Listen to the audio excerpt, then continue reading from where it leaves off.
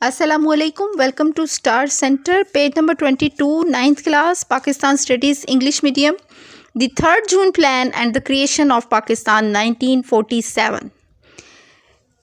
The British Prime Minister Clement Attlee made a statement in the Parliament on 20th February 1948, declaring that India will be given independence by June 1948. Prime minister Clement Attlee ने एक बयान दिया, statement कहते हैं बयान को, parliament में 20 फरवरी 1948 में, ठीक है, जो कि एक ब्रिटिश प्राइम मिनिस्टर था, कि इंडिया को आज़ादी दे दी जाएगी जून 1948 में. Viceroy Wavell was replaced with Mountbatten. Viceroy replace कर दिया गया, वेवल जो उस वक्त के मौजूदा वायसराय थे उनको तब्दील करके उनकी जगह पर माउंटबेटन को भेज दिया गया. ही वॉज इंटरेस्टेड, उनको सौंपा गया विद अ मिशन, एक मिशन के to make a peaceful transfer of power from the British to the Indian hands, के बरतानवियों के हाथों से इंडिया के यानी इंडियंस को बड़े पुरअमन तरीके से, पीसफुल ट्रांसफ़र से मुराद ये है कि मुंतकिल कर दी जाए हुकूमत, ठीक है. After prolonged negotiations with the Indian leaders, Lord Mountbatten was able to work out a partition plan. Negotiations कहते हैं मुज़ाकरात को. प्रोलॉन्ग्ड काफ़ी तवील मुज़ाकरात के बाद with the Indian leaders, Indian जो लीडर्स थे उनके साथ बहुत तवील मुज़ाकरात के बाद लॉर्ड माउंटबेटन इस काबिल हुए, was able to work out a partition plan, कि वो पार्टीशन के मंसूबे पर काम कर सकें. The Muslim League and the Congress both gave the approval to the proposed partition plan. Muslim League और कांग्रेस दोनों ही ने अपना अप्रूवल दे दिया, यानी कि अपनी मंजूरी दे दी इस पार्टीशन प्लान के लिए. Mountbatten flew to England to get the approval of the British government on the plan which was readily accorded. Mountbatten इंग्लिस्तान गए और बरतानवी हुकूमत से मंसूबे की मंजूरी ले आए. The partition plan was announced on 3rd June 1947 by the viceroy. Partition plan announce हुआ, यानी कि ऐलान कर दिया गया 3 जून 1947 को वायसराय की तरफ से. The day after the 3rd June plan was announced, Mountbatten announced that the British will transfer power to the newly created states of India and Pakistan on 15th August 1947 and not in June 1948 as fixed earlier. 3rd June plan की announcement के बाद Mountbatten ने announce किया that the British will transfer power to the newly created states of India and Pakistan on 15 August 1947. के बरतानवी power को transfer करेंगे 15 अगस्त 1947 को, यानी उन्होंने डेट चेंज कर ली. एंड नॉट इन जून 1948, जून 1948 में नहीं, यानी कि उसी साल के अगस्त में उन्होंने कहा कि हम जून था ना, तो उन्होंने कहा जुलाई और अगस्त 15 को हम आज़ादी दे देंगे, ठीक है. एज़ फिक्स्ड अर्लियर, जैसा कि पहले से था 1948 वाला प्लान, तो उसको कैंसिल करके उन्होंने नई डेट अनाउंस की. Both the Muslim League and the Congress announce their acceptance of the plan officially by the mid of the June. Muslim League और कांग्रेस ने अपने अपने ऐलाना, यानी कि अपने अपने अप्रूवल पेश कर दिए, एक्सेप्टेंस पेश कर दी, मंजूरी दे दी इस ऐलान की, ठीक है, ऑफिशियली जून के मिड में, यानी दरमियान में. The Indians decided to accept Mountbatten as their first governor general. Indians ने माउंटबेटन को अपने पहले गवर्नर जनरल के तौर पर एक्सेप्ट कर लिया. The Quaid-e-Azam however decided to keep the office of the governor general for himself. ताहम कायद-ए-आज़म ने गवर्नर जनरल का जो ऑफिस था वो सिर्फ अपने लिए रखा. This decision annoyed Mountbatten.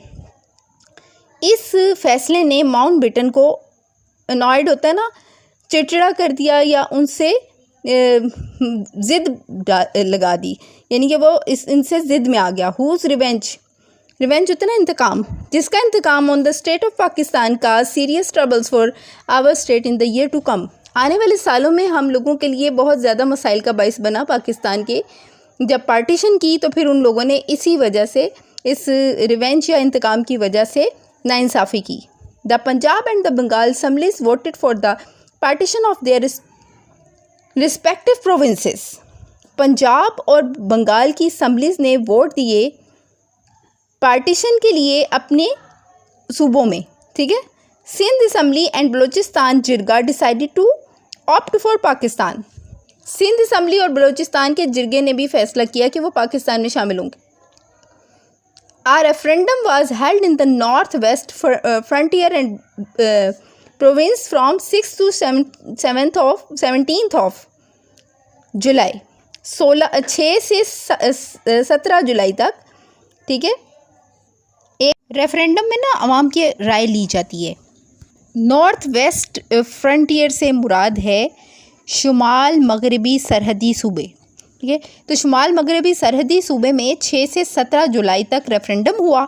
इत्तलात के मुताबिक वोटरों की अक्सरियत ने पाकिस्तान के हक़ में वोट दिया। डॉक्टर खान साहब and his party the red shirts which had ruled the NWFP with Congress support in the past बायकॉटेड the referendum. Doctor Khan साहब और उनकी पार्टी जो कि लाल कमीज़ों वाले थे, विच हैज़ रूल्ड से मुराद होता है हुकूमत की NWFP पे, कब तक, कांग्रेस की सपोर्ट से माजी में, ठीक है। उन्होंने इस रेफरेंडम का बायकॉट किया। पाकिस्तान के हक़ में जो रेफरेंडम किया जा रहा था उसका उन्होंने बायकॉट किया, लेकिन अक्सरियत ने पाकिस्तान के हक़ में फ़ैसला दे दिया। The British government pass the Indian independence act on 15 July 1947।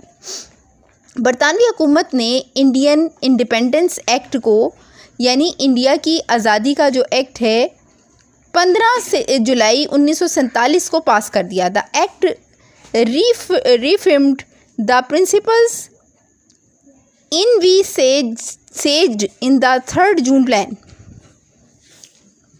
Act ने 3 जून के प्लान में तजवीज़ करदा असूलों की तस्दीक की।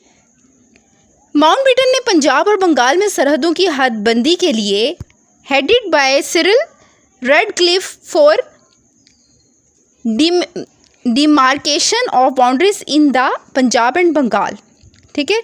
सिरिल रेडक्लिफ जो था, डिमार्केशन ऑफ बाउंड्री से मुराद है कि सरहदों की हदबंदी पंजाब और बंगाल में, ठीक है। The boundary commission award also known as the Radcliffe award. Boundary commission का जो अवार्ड है इसको रेडक्लिफ अवार्ड के नाम से याद किया जाता है। Was completed and submitted to the Viceroy on the 10th of August and announced on 17th of August, 3 days after the creation of Pakistan। Mountbatten ने रेडक्लिफ की मौजूदगी में एक बाउंड्री कमीशन मुकर्रर किया। बाउंड्री कमीशन अवार्ड, जिसे Radcliffe award भी कहा जाता है, 10 अगस्त को मुकम्मल करके वाइसरॉय ने जमा करा दिया और क़याम पाकिस्तान के 3 दिन बाद 17 अगस्त को इसका ऐलान किया गया।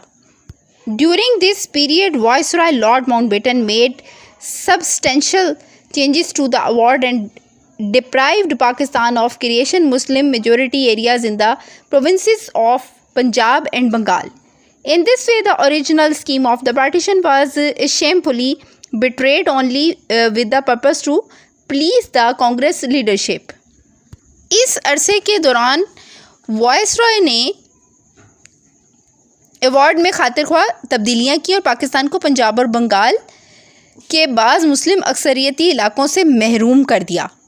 इस तरह तकसीम की असल स्कीम को सिर्फ कांग्रेस की क़यादत को खुश करने के मकासद से शर्मनाक धोखा दे दिया गया। यानी कि पहले कुछ और बातचीत हुई थी, उसके बाद उन्होंने इस तमाम अरसे में जो दरमियान का दौर था, जिस दौर में पार्टीशन के लिए प्लानिंग हो रही थी, उन्होंने प्लानिंग के दौरान पाकिस्तान को पंजाब और बंगाल के बहुत सारे इंपॉर्टेंट जो एरियाज़ थे जहाँ पे मुसलमानों की अक्सरियत थी उनसे महरूम कर दिया और कांग्रेस को खुश किया उन्होंने। अब नेक्स्ट लास्ट पैराग्राफ है जिसमें 3 लाइनें हैं और पेज नंबर है मेरे पास 22। Mountbatten flew to Karachi to transfer power to the newly created state of Pakistan on August 14, 1947। Quaid-e-Azam Mohammad Ali Jinnah was sworn in as the first governor general of Pakistan. यहाँ पे एक वर्ड आया है स्वॉर्न, यानी SWORN, इससे मुराद होती है हल्फ उठाना। ठीक है, कायदे आज़म माउंटबेटन जो है वो कराची गया ट्रांसफ़र करने के लिए पावर नई बनी हुई पाकिस्तान की रियासत को 14 अगस्त 1947 में कायदे आज़म ने हल्फ उठाया as a governor general of Pakistan. Liaquat Ali Khan took over as the first prime minister, और जबकि लियाकत अली खान पाकिस्तान के पहले प्राइम मिनिस्टर मुकर्रर हुए। अब यहाँ पे एक छोटा सा क्वेश्चन शॉर्ट में अक्सर बच्चों को आ जाता है कि who was the first prime minister of Pakistan. तो हमें ये पता होना चाहिए कि वो लियाकत अली खान थे, और कायदे आज़म जो हैं वो first governor general of Pakistan थे। ठीक है, territory of the state of Pakistan was divided into 2 parts. रियासत पाकिस्तान का इलाका 2 हिस्सों में तकसीम था। These 2 parts known as East Pakistan and West Pakistan, और ये 2 हिस्से ईस्ट पाकिस्तान और वेस्ट पाकिस्तान के नाम से जाने जाते थे। Were separated by thousands miles of hostile Indian land. India की सरजमीन में हज़ारों मील के फासले पर पाकिस्तान को 2 हिस्से दिए गए, ईस्ट पाकिस्तान और West Pakistan. British colonialism, its objectives and strategies in India. Page number है मेरे पास अब 23, और अब हम यहाँ पे पढ़ेंगे बरतानवी इस्तेमार या कॉलोनी सिस्टम हिंदुस्तान में और इसके मकासद और हिकमत अमली। Before the advent of the British, अंग्रेज़ों की आमद से कबल the Muslim rulers had concentrated all their efforts to improve their internal governance. They paid little attention to develop a strong naval forces as the British। अंग्रेज़ों की आमद से कबल मुस्लिम हुक्मरानों ने अपनी तमाम तर कोशिशें अपनी अंदरूनी नज़्म नस्क का जो निज़ाम था उसको बेहतर बनाने पर मरकूज़ कर रखी थी। उन्होंने एक मजबूत बहरी क़ुव्वत तैयार करने पर कम तवज्जो दी थी। ठीक है, यानी नेवल, यहाँ पे ये कह रहे हैं नेवल फोर्स, यानी नेवी की तरफ उन्होंने कम तवज्जो दी थी। समुद्री रास्ते से जो आने जाने थे और जो दरियाओं के रास्ते नेवल जो फोर्स थी उसके ऊपर तवज्जो उन्होंने कम दी। बहरी क़ुव्वत पर उन्होंने तवज्जो नहीं दी, और इसका नुकसान ये हुआ कि जैसे कि दूसरी कौमों जैसे कि अंग्रेज़ों और दीगर यूरोपीय ताकतों ने किया था कि उन्होंने अपने बहरी अड्डे बहुत मजबूत बना रखे थे। ठीक है, The Indian rulers failed to understand its importance and did nothing to develop naval forces or sea trade। ठीक है, इंडियन रूलर्स जो थे वो फेल हो गए इस चीज़ को समझने से कि उनकी जो नेवल फोर्सेस हैं वो तेज़ होनी चाहिए।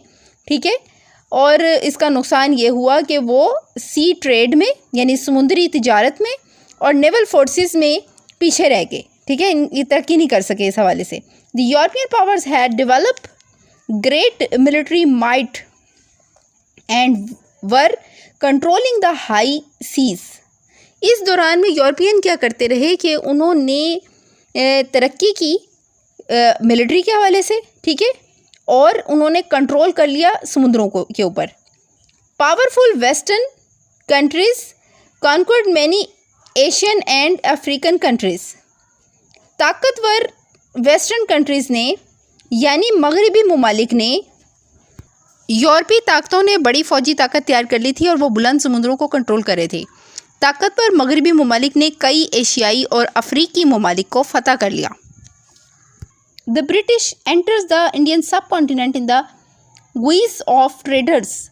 बरतानवी बरे सग़ीर में गुइस होता है GUISE, यहाँ पे एक लफ्ज़ है, इसका मतलब होता है भेस में। ताजिरों के भेस में सब कॉन्टिनेंट में एंटर हुए। Gradually turn their trading post into arsenals होती हैं चौकियाँ। ठीक है, आहिस्ता आहिस्ता उन्होंने, ग्रेजुअली होता है आहिस्ता आहिस्ता, उन्होंने अपनी तिजारत को चौकियों में तब्दील किया। Conspired against the local rulers and defeated them with the help of local traitors. रफ्ता रफ्ता उन्होंने अपनी तिजारती चौकियों को हथियारों में तब्दील किया, मुकामी हुक्मरानों के ख़िलाफ़ साजिशें की और मुकामी गद्दारों के ज़रिए इन्हें शिकस्त दे दी। ठीक है, ये ट्रेटर्स जो होते हैं ना, ये गद्दार को कहते हैं, यहाँ पे लफ्ज़ इस्तेमाल हुआ है। बरतानवी ईस्ट इंडिया कंपनी ने established trading post on the southern shores of the India in the early years of the 17th century. These trading posts grew in number and size and turned into arsenals with the passage of time. बरतानवी East India company ने 17वीं सदी के इब्तदाई सालों में हिंदुस्तान के जनूबी साहिलों पर तिजारती चौकियां कायम की। ये तिजारती हुदूद जो थी ये तादाद और साइज़ में बढ़ती गई और वक्त गुजरने के साथ साथ हथियारों में तब्दील हो गई। यानी कि ये जो उनके मकासद थे ना, ये आहिस्ता आहिस्ता यहाँ पे अपने हथियार जमा करना शुरू हो गए। इन्होंने तेज़ी से अपने वहाँ पे हथियारों के लिए चौकियाँ बना ली और बाकायदा अपनी आर्मी वहाँ पे तरतीब देना शुरू हो गए। The East India Company had started its operations as a trading company, but its conspiracies against the Indian rulers soon revealed its political ambitions.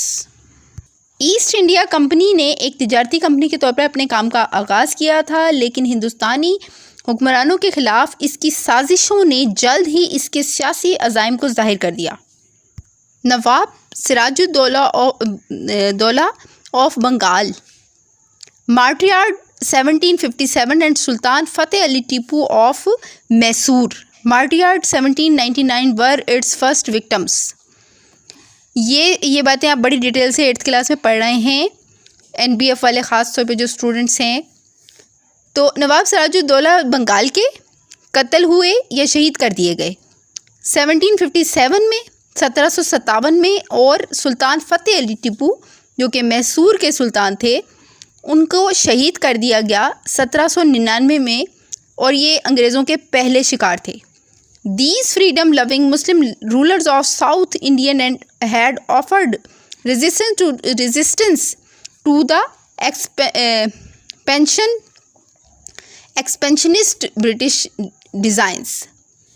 ये जो दोनों हुक्मरान थे, इन्होंने जो अंग्रेज़ों का फैलता हुआ हदूद थी जो वो अपनी सरगर्मियाँ फैला रहे थे, इन्होंने इसके ख़िलाफ़ रेजिस्टेंस दी थी। रेजिस्टेंस क्या चीज़ होती है? यानी कि उन्होंने इनकी बातों को मानने से इनकार किया था और इन्हें रोका था।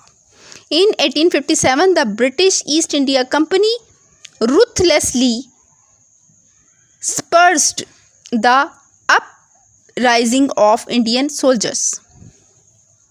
1857 में बरतानवी ईस्ट इंडिया कंपनी ने बड़ी बेरहमी के साथ इन उभरते हुए इंडियन सोल्जर्स को ख़त्म कर दिया या बेरहमी से कत्ल कर दिया।